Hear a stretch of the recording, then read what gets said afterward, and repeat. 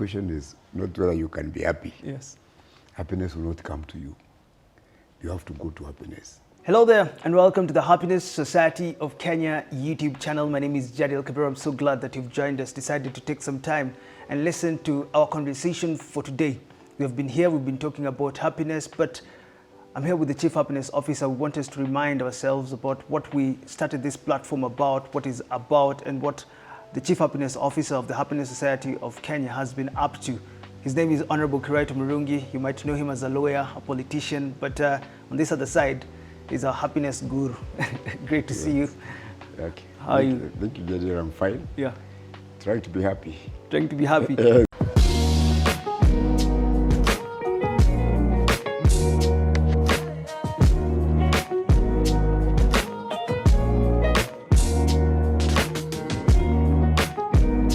Maybe you can start by reminding us why you pursued happiness, why happiness became something that you not only pursued, but now we have this society.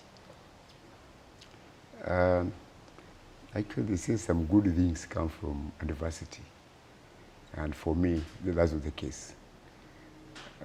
You know, for that years I've been in politics, I not lost. Until 2022, August, when I lost the elections.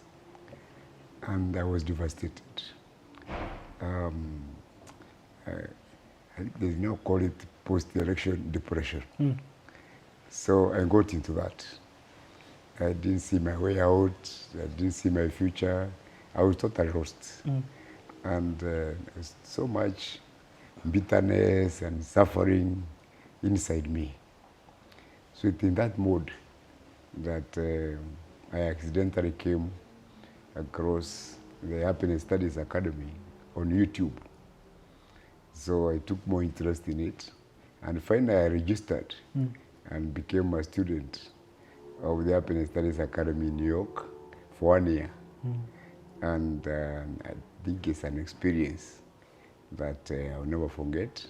It's an experience which has transformed my life, and I feel so good that I went through it. Finally, the loss of election, that bitterness disappeared. I'm now a better person. I'm more positive than I was before. And this is why we are here. Before you even tell me about how it transformed you, is there a specific moment, maybe in your studies or later on, that you came and realized, I'm actually a happier person now? Right. Do you have that eureka moment? Did you have it? It was gradual. I must say it was gradual. Yeah, because the studies expose you step by step into, you know, how to transform yourself into a happier human being. I think it is not more of an academic study, although there's a lot of theories and psychology you go through, but the professor there is more of a life guide. Somebody who has also gone through frustrations and all that, and slowly, you know, bounced back, came out of them. And the context of the negativity, suffering in the world and all that, he shows you the centrality of happiness in life. So, by going through that, then you automatically become a happier person without necessarily focusing, you know, on it. On happiness. Yes. On finding happiness. Yes. But then someone... Actually, they say you go looking for happiness directly, you become very, very unhappy. Why so? So it is something which is indirect. It is something which you do other things. And then when you look back, you are satisfied with what you did and you become happy. Maybe you can tell me about the other things, the things, but what is happiness? Someone would think, I'm peaceful, I am calm, I am no longer easily irritable. Does that mean I am a happy person? If you look at it from the context of you have been studying happiness, what is it?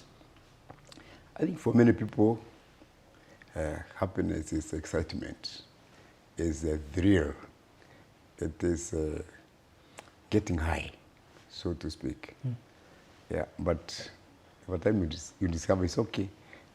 Being joyful is part of happiness, but what we are looking for is sustainable happiness, because you can have a drink, get high for a moment, forget yourself, yeah, but the following day, all that goes.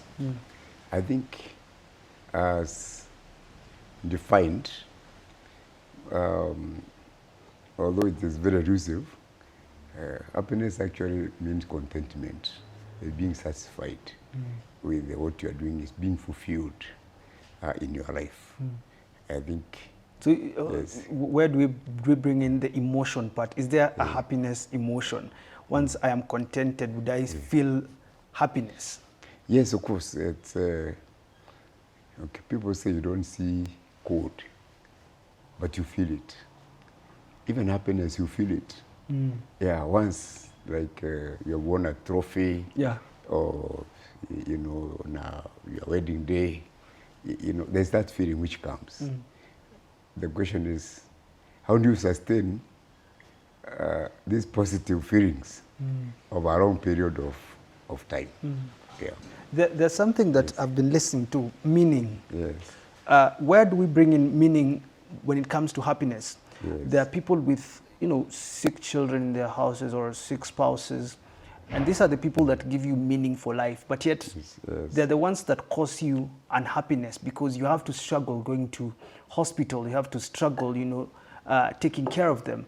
Is there room for happiness in meaning of living? Actually, one of the key pillars of happiness is what they call spirituality.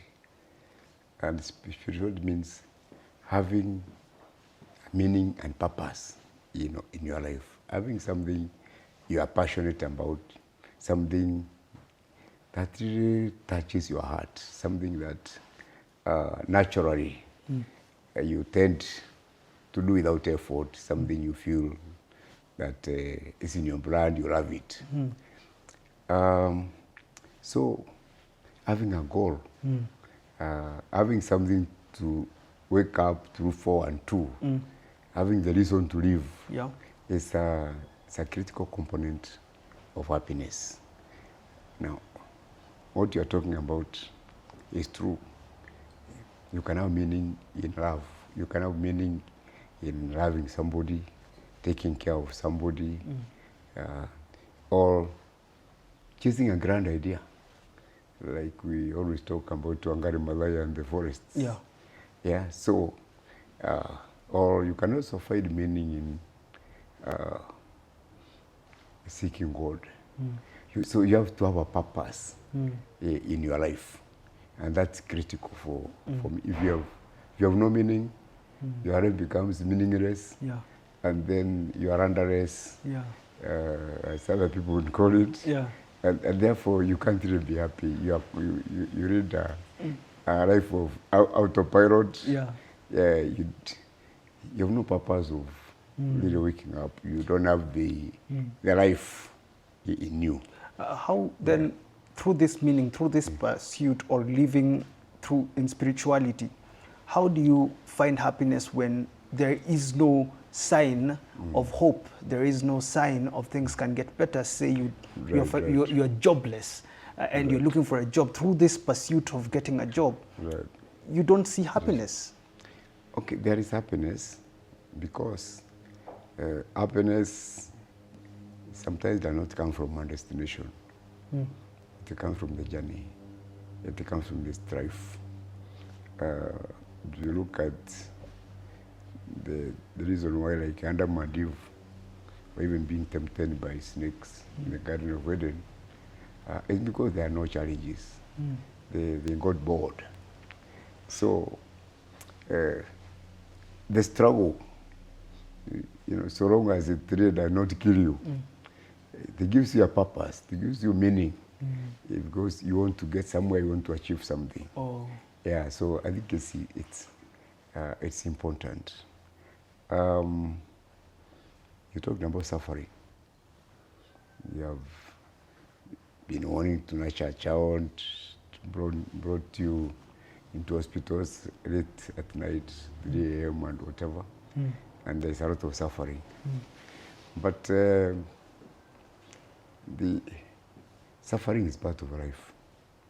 It is a universal human experience. And I think what the happiness studies teach you is to understand suffering, to make you understand that it is not permanent. You only suffer for a time, but it will go away. Suffering is temporary. So you have to not to maximize it. Oh. Let it not chronically depress you, because it will go away. But they also tell you even success is not permanent. Oh. Success and failure, none of them is permanent.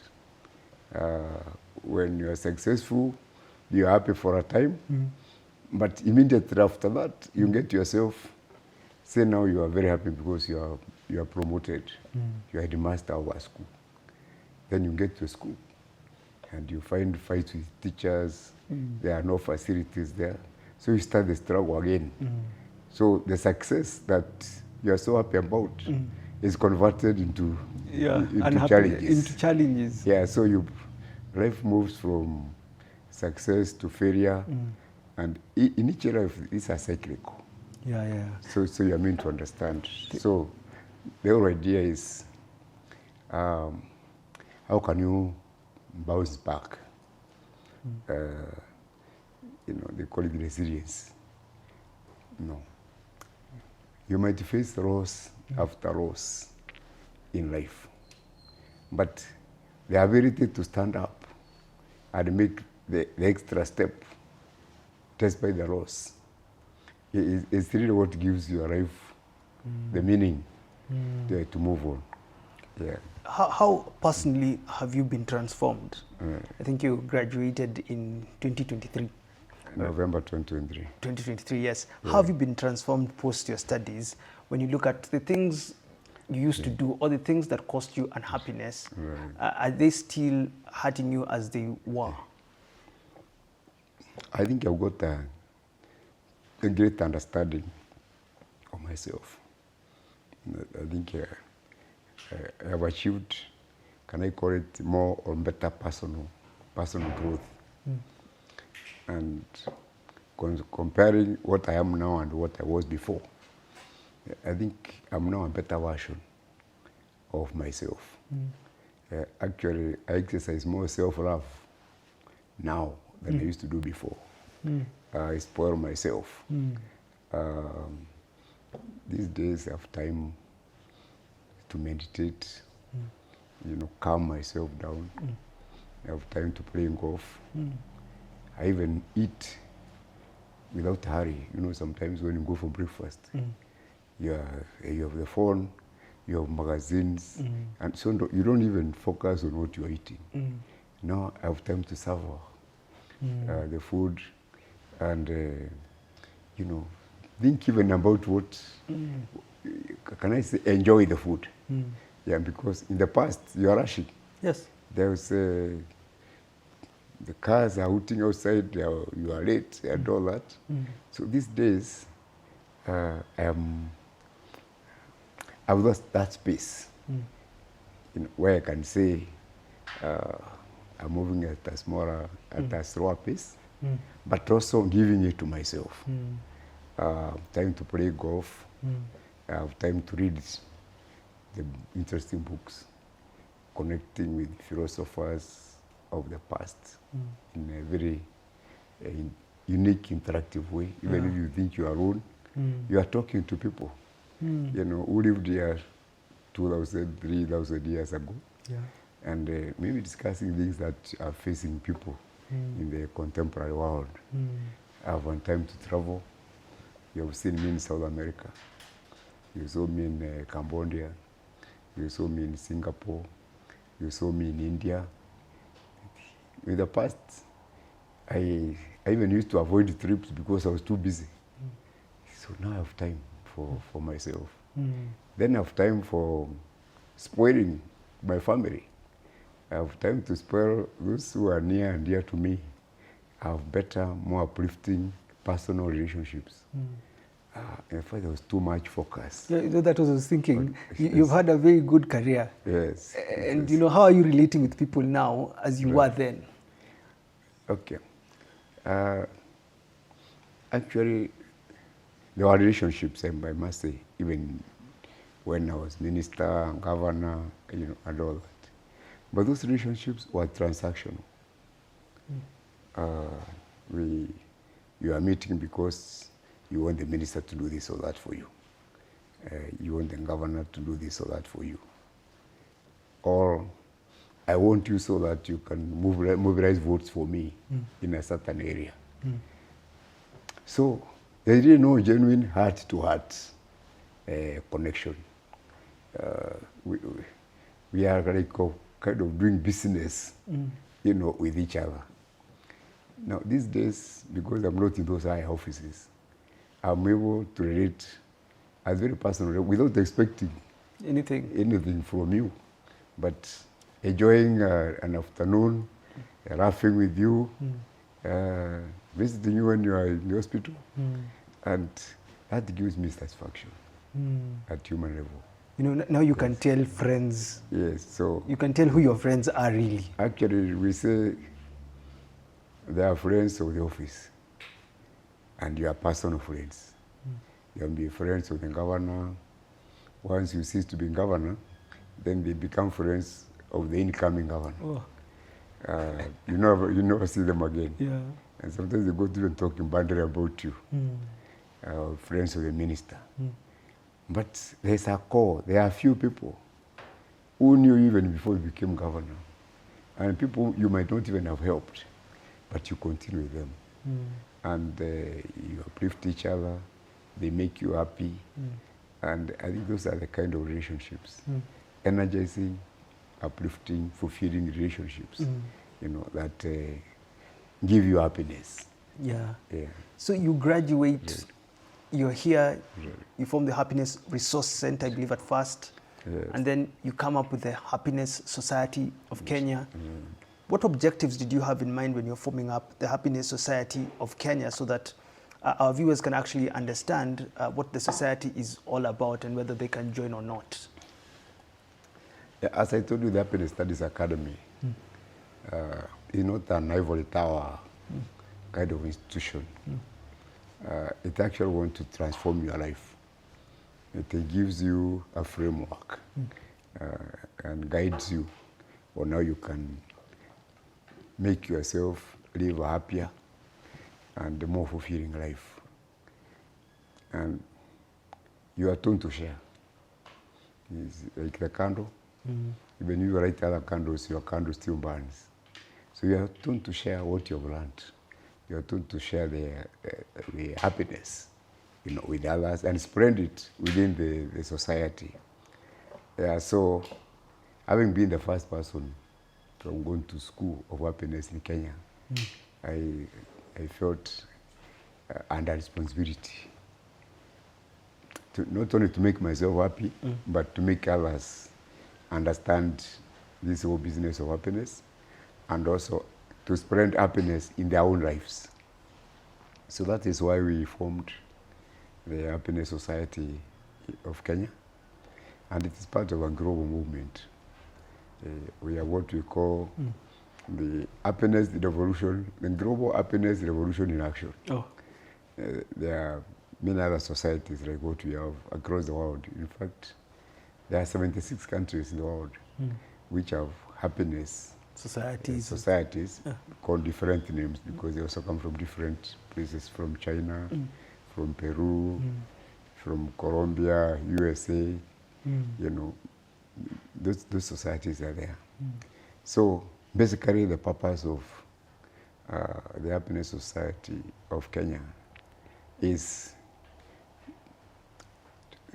to enable people, especially the members, to understand the basic concepts of happiness and also to practice them in their lives.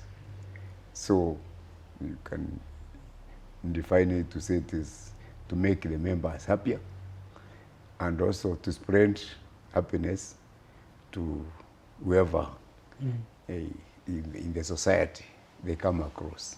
Yes. So that is the main objective, That's for the main members objective. to actually practice happiness Yes. and to spread it. To understand, to practice, and to spread happiness. What is it like in the society, though? What are some of the programs that you have? How is it being in the Happiness Society of Kenya? Now, the Happiness Society of Kenya is a membership society, just like the Royal Society of Kenya. And we have recruited members, largely through our social media advertisements.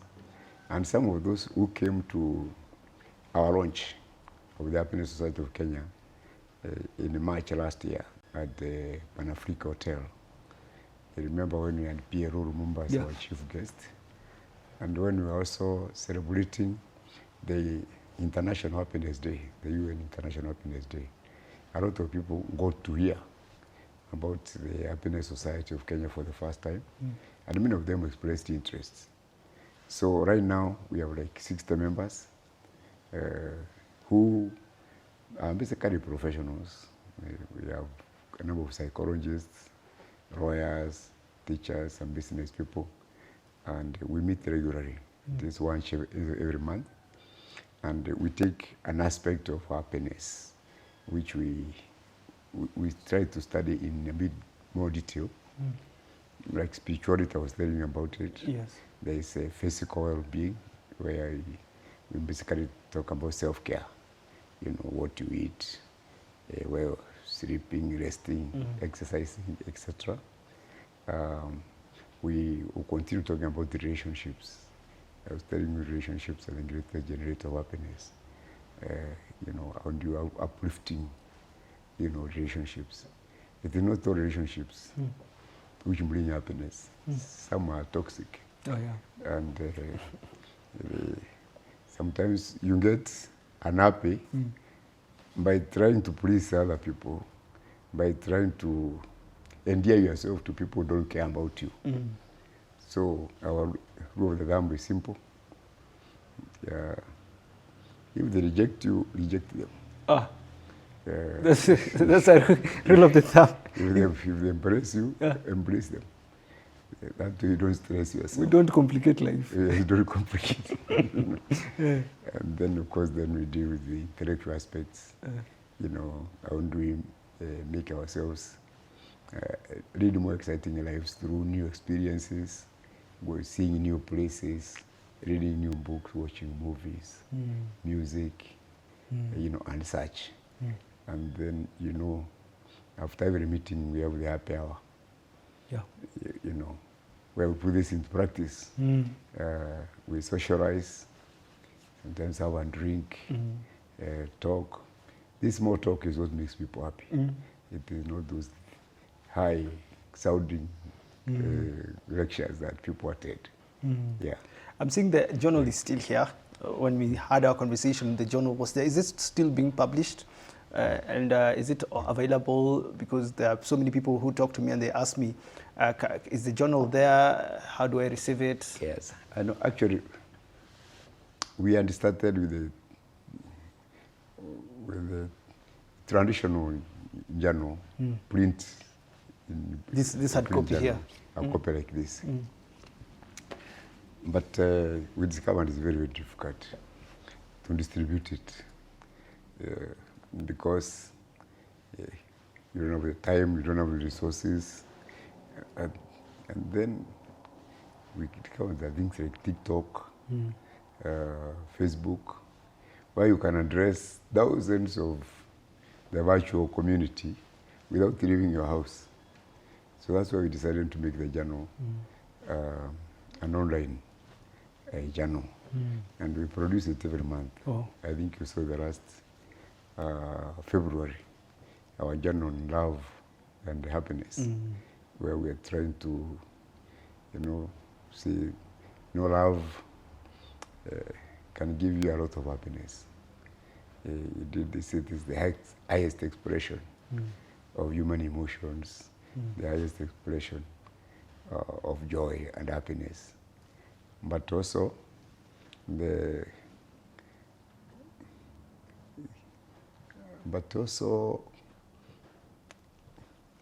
a bearer of bitterness. Yeah, a lot of unhappiness also comes from love. Yeah, when people say they are either love sick or mad in love, and some of them actually kill themselves in the process. And then all this femicide, 90% of the femicide cases that you are reading about in the media, you try to trace them. They're also coming from love. Not talk about the havoc it causes in relationships, including married, all these divorces that you see. Yes. Yeah, so, but we are trying to say even love can be managed. Yeah. Those emotions can be managed so that love is more humanized. We get out of the self-advertisements that we see during Valentine, all that Valentine culture of the big show, the externalities and all that, Yeah. In love, you don't have to buy things. You can buy if it does not oppress you, but some of that can cause a lot of jealousy. It can make people feel deficient. So we are asking people to focus more on the heart-to-heart love, humanize it, and that way it can give you happiness. Okay. Yeah. In case you want to read that journal, WhatsApp the number on the screen. What is the future of the Happiness Society of Kenya look like? What are we going to see in the next couple of months, and is it open for registration, for membership? What is the future? I think there's been a lot of interest. Towards the end of last year, you remember we had our head of the year in Bash at Nairobi Club. I think part of it also happened was shown in social media.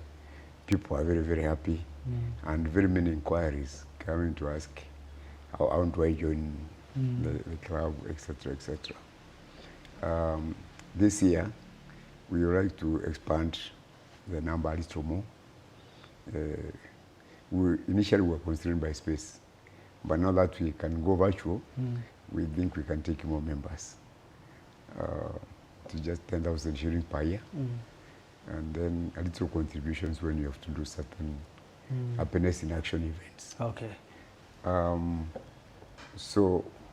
But I think the biggest event we are trying to organize will be in March, when we again celebrate the International Happiness Day, which always comes on March 20th. So we are organizing ourselves for that. We shall be putting adverts in the media, and we're inviting people, to watch that space. All right. Yeah. Thanks for tuning in to our conversation today about happiness. Chief Happiness Officer Honorable Kiraitu Murungi has shared about his personal journey of happiness. If you'd like to become part of us, watch out. We'll be inviting you very soon for the international. Actually, you have invited them. Yes. To the International Happiness Day. Happiness Day. That is on the 20th of March this year. Leave a message on the WhatsApp number on your screen. Get to know what we're doing. You can also visit our website, thehappiness.societyofkenya.com. Any final words to people thinking, well, this Mzee now is talking happiness. Can I be happy? No, the question is not whether you can be happy. Yes. Happiness will not come to you. You have to go to happiness. You yourself, you have to create happiness. You have to do things which give you happiness. Yes. Thanks for tuning in to this one. Have yourself a lovely rest of your day, a lovely week ahead. And remember to share this video if you can with for the people that would want to actually listen to this message of happiness. Goodbye for now.